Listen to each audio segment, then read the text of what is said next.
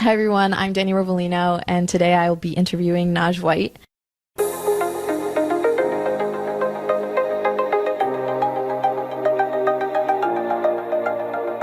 What were your some experiences at Mitchell that really helped you shape and prepare yourself to get to the next steps at Post?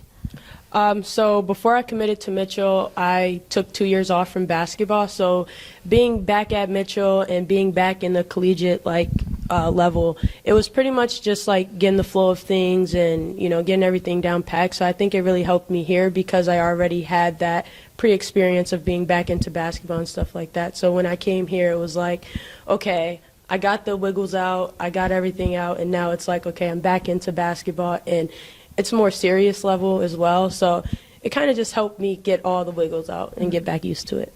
Could you walk me through some of your process transferring here to Mitchell and like some factors that affected it? Like, did you have a conversation with Coach Burns to move here and to continue here with her because you had that experience with her at Mitchell?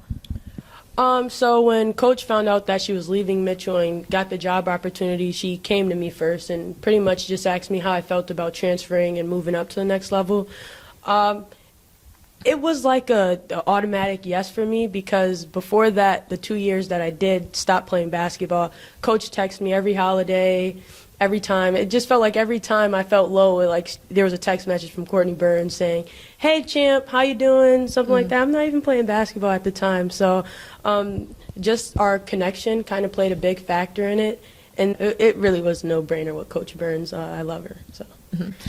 So my next question is, how was the transition? You talked about it a little bit before because you were able to go to Mitchell and have half a season there, but how was the transition to D2 and kind of that next step for you in Division II basketball?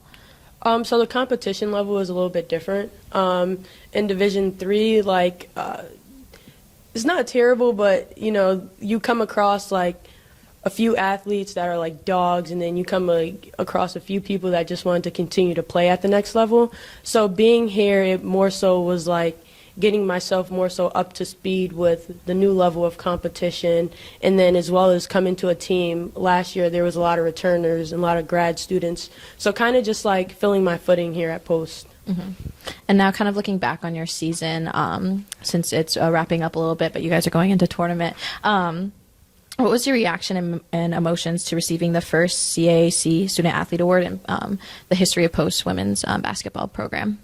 At first it was a bit of shock to me. I'm one of those people that kind of just like play with nothing behind it, no individual accolades and stuff like that. So at first it was a shocker, and then it kind of put a little bit more determination on my back to continue to strive and be better and try to pass some of that off to my teammates for them to step up in big moments. Mm-hmm. Let's talk about your New Haven game. You hit some big milestones there. What was that like, hitting your highest points and also some breakthroughs there? Be completely honest, I didn't even know how many points I had. I think I had 6 points at halftime.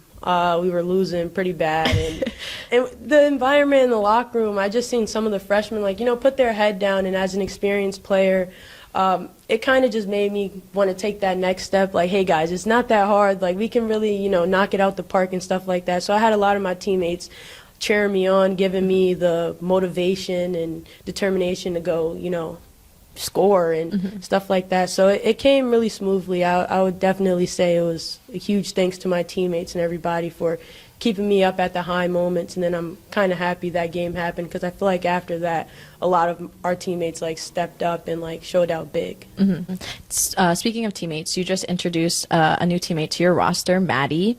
Can you give a brief explanation of what Team Impact is and what it means to you and your teammates? So Team Impact is kind of like a team of with student athletes with a difference in ability. What it means to our team and having Maddie and stuff is just more leadership.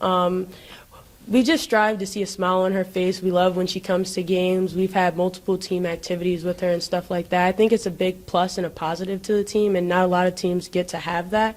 But when things were at its lowest in the beginning of the season, I feel like Maddie is one of those people that kind of uplifted the team. We'll go into the locker room after a hard loss, and you see Maddie there, and she doesn't really know what happened in the game, but like in the locker room, she's still coming to everybody, smiling, giving us high fives and stuff. So that right there kind of like kept us from not allowing those negatives to like completely change us, and it kind of helped keep together the locker room. Mm-hmm. How did your team get matched with Maddie? Was there any specifics or anything or?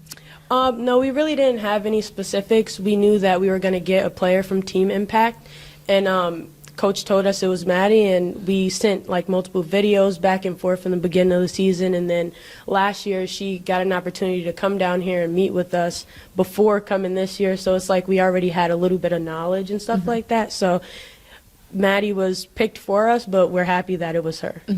What has been your favorite part about introducing Maddie to the women's program here? I think just seeing her progress. Like in the beginning, she was like very shy. She would come smack you high five or something, but you didn't really get any vocals from her or anything like that. And I feel like now when she's in the locker room, it's like she's trying to talk, she's coming up to us, she's high-fiving us, and then even seeing her every time she has the jersey on, I feel like it's a different spark for her on the sideline. So kind of just, you know, keeping her special for us.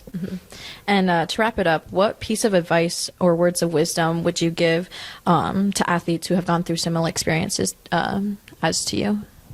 Honestly, just be you. I think throughout the whole season, the most important part is like not losing yourself, not losing the people around you. And I feel like when we motivate each other to be ourselves, that's when we see like the most progress, and everything like that. So yeah. Well, thank you so much, Naj. This has been really great. It's good to hear about all your experiences and what basketball has meant to you. Thank you.